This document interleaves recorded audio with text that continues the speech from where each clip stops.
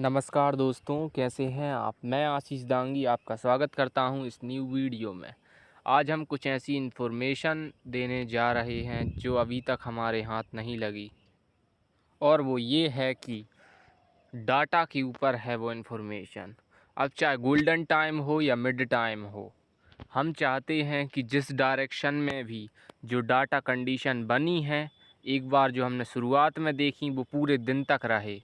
लेकिन ऐसा कई बार पॉसिबल नहीं होता रिस्की मार्केट में, ख़ास कर कि अक्सर रिस्की मार्केट में ऐसा होता है कि डाटा दिन में 3 बार चेंज होते हैं। वैसे तो हम अक्सर ही नोटिस करते रहते हैं, अक्सर ही देखा जाता है कि 9:15 से लेकर 10:30 बजे के बीच डाटा सबसे ज़्यादा चेंजेस होते हैं।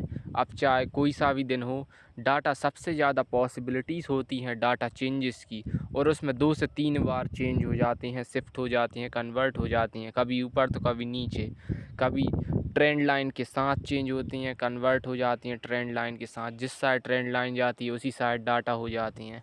ऐसा भी होता है कई बार। रिस्की मार्केट में अक्सर ही ऐसा होता है कि सुबह के टाइम पर तो रिस्की मार्केट हो, गोल्डन टाइम हो या फिर मिड टाइम हो, कोई से भी टाइम हो, तीनों में से बहुत ज़्यादा चांसेस होते हैं कि 9:15 से लेकर 10:30 के बीच में डाटा कन्वर्टिंग, डाटा चेंजेस होते ही होते हैं, और पॉसिबिलिटी सबसे हाई होती हैं लॉस की। इसलिए मैं कहता हूं, हमेशा आप ट्रेडिंग करें तो 11 बजे के बाद ही करें। आप 10:40 में, आप जब 10:40 हो रहे हों, तब तो आप मार्केट के अंदर आइए। किस इरादे से? डाटा एनालिसिस के इरादे से।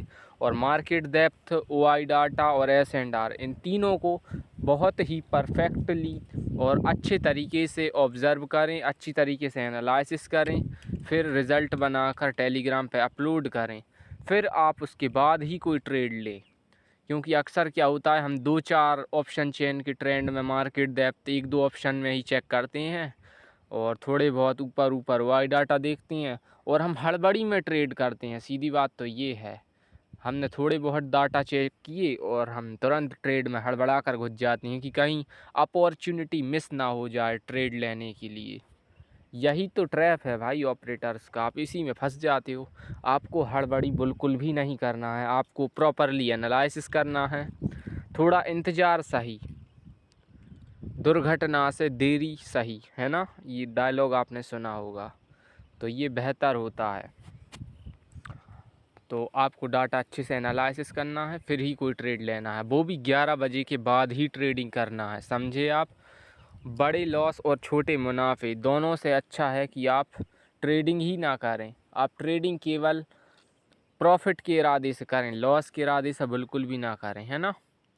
आप ज़्यादा लालच ना करें, क्योंकि पैसा पैसा वो चीज़ है जो समय के साथ ही आपको मिलेगी, है ना। अब फालतू के एफ़र्ट लगाने से कोई फ़ायदा नहीं होने वाला, समय के साथ ही पैसा मिलता है ट्रेडिंग में। अच्छी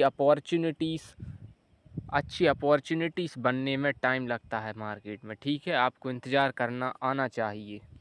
और मैं एक और बात बता दूं आपको डाटा कन्वर्ट को लेकर। आज मैं बुलिस का एग्जांपल ले रहा हूं, तो मान के चलिए कि ओआई डाटा नहीं, sorry, market depth, OI data और एस&आर, तीनों की तीनों जो है बुलिस साइड में स्ट्रॉन्ग या वेरी स्ट्रॉन्ग, कुछ भी कह लो, और गोल्डन टाइम है, ठीक है। अब इसमें क्या होता है, ट्रेंड लाइन जाती जाती है ऊपर, और अब ये जो है गोल्डन टाइम है, तो अब बच चुके हैं मान के चलिए 11। तो अब 11 बजे के बाद जब ये ट्रेंड लाइन थोड़ा नीचे आती है, तो इस पॉइंट पर अगर फिर भी डाटा ऐसे के ऐसे बने रहते हैं, मतलब गोल्डन टाइम में बने रहते हैं और बुलिश डायरेक्शन में बरकरार रहते हैं, तभी आपको ऊपर की साइड में ट्रेड लेना है। अदरवाइज़ अगर ये डाटा भी चेंज हो जाए, जैसे जैसे ये ट्रेंड लाइन नीचे आए उसके साथ में ये भी चेंज हो जाए डाटा, और गोल्डन टाइम बचे ही ना, तब आप इधर पे कोई ट्रेड ना लें। क्योंकि देखिए, गोल्डन टाइम के जो डाटा थे उन्हीं के भरोसे हमने ये जाना था कि आज गोल्डन टाइम है। अब वो डाटा ही नहीं रहे, तो आप किस बेसिस पर ट्रेड लेंगे। इसीलिए आप उस दिन ट्रेडिंग को अवॉइड करें। अक्सर रिस्की मार्केट में ऐसा होता है कि ऑपरेटर 11 बजे के बाद भी डाटा को कन्वर्ट करते हैं। 11 बजे कर दें, कहीं 12 बजे, कहीं 1 बजे।